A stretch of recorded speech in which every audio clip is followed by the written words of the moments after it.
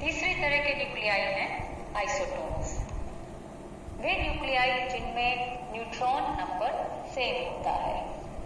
इनमें charge number and mass number दोनों ही different होते हैं, इसलिए ये डिफरेंट एलिमेंट्स होते हैं।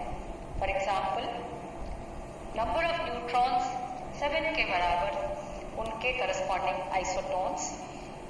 कार्बन जिसमें 6 proton 7 neutron, mass number 13।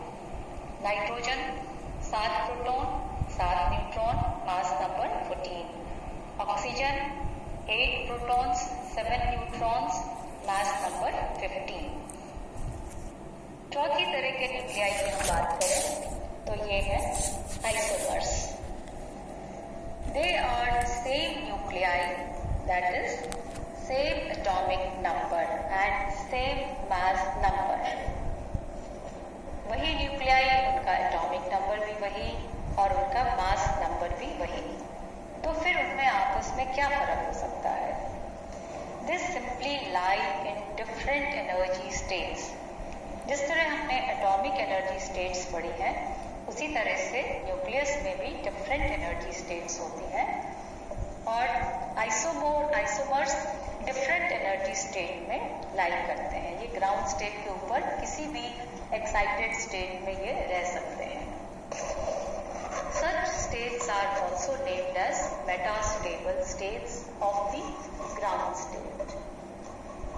It's like a nucleus in its ground state and a similar nucleus in an excited state as shown here for cobalt 27। तो यहाँ हमने दिखा रखा है एक कोबाल्ट 27 ग्राउंड स्टेट में और एक उसका आइसोमर जो एक्साइटेड स्टेट में बैठा हुआ है। आइसोमेरिक स्टेट को दिखाने के लिए स्मॉल m लगा दिया जाता है एटम के मास नंबर संख्या के बाद में। तो ये उस मेटास्टेबल स्टेट का एक रिप्रेजेंटेशन है।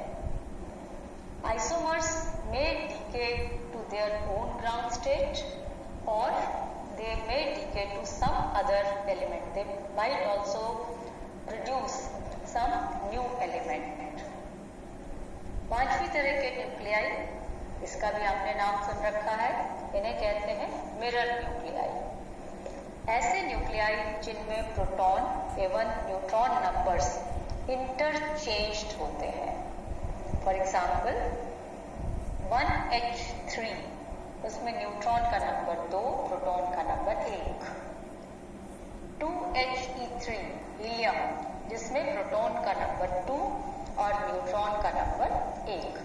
अर्थात एक में प्रोटॉन का नंबर दूसरे के न्यूट्रॉन नंबर के बराबर होता है। इनकी स्टडी से हमें बहुत इंपॉर्टेंट रिजल्ट्स मिलते हैं। ये न्यूक्लियर फिजिक्स की नेचर को समझाने में बहुत हेल्पफुल होते हैं, क्योंकि इनमें न्यूट्रॉन प्रोटॉन के बीच के जो इंटरेक्शंस हैं, बॉन्ड्स हैं, उनका नंबर तो सेम होता है, जबकि प्रोटॉन प्रोटॉन के बीच का इंटरेक्शन का नंबर और न्यूट्रॉन न्यूट्रॉन के बीच के बॉन्ड्स का नंबर आपस में इंटरचेंज हो जाता है। तो इन मिरर न्यूक्लियाई की बाइंडिंग एनर्जी में अंतर, दूसरे एनर्जी लेवल्स में एनर्जी का मान, स्पिन एंड पैरिटी की वैल्यूज, इन सब से हम न्यूक्लियर फोर्सेस के बारे में इंपॉर्टेंट कंक्लूजन्स निकाल सकते हैं। This we will be discussing later on in details. So आज के लेक्चर में हमने न्यूक्लियर फिजिक्स का जस्ट एक छोटा सा ओवरव्यू प्राप्त किया और जो टॉपिक आज हमने टच किए हैं वो और इनके अलावा बहुत सारे और न्यूक्लियर फिजिक्स के टॉपिक डिटेल्स में हम आगे डिस्कस करते रहेंगे। अब आप लोगों की जो भी क्वेरीज हों कमेंट बॉक्स में ज़रूर डालिए, वरना मुझे कैसे पता चलेगा कि आप लोग कितना समझ रहे हैं और क्लास को कितना एंजॉय कर पा रहे हैं। जो भी सवाल बीच बीच में मैंने पूछे हैं उनके जवाब भी सबको देने हैं। एक असाइनमेंट मैंने क्लास वर्क में डाला है, बहुत सिंपल है। कैलकुलेट करना है कि एक अल्फा पार्टिकल जब एक इलेक्ट्रॉन से टक्कर लगाता है और जब गोल्ड न्यूक्लियस से टक्कर लगाता है, तो दोनों केसेस में टक्कर को अगर हम इलास्टिक मान लें तो वो इलेक्ट्रॉन को कितना और गोल्ड न्यूक्लियस को कितना मोमेंटम ट्रांसफर करेगा। जो आंसर आपको मिलेगा उससे आप क्या कंक्लूड करोगे, क्या निष्कर्ष निकालोगे।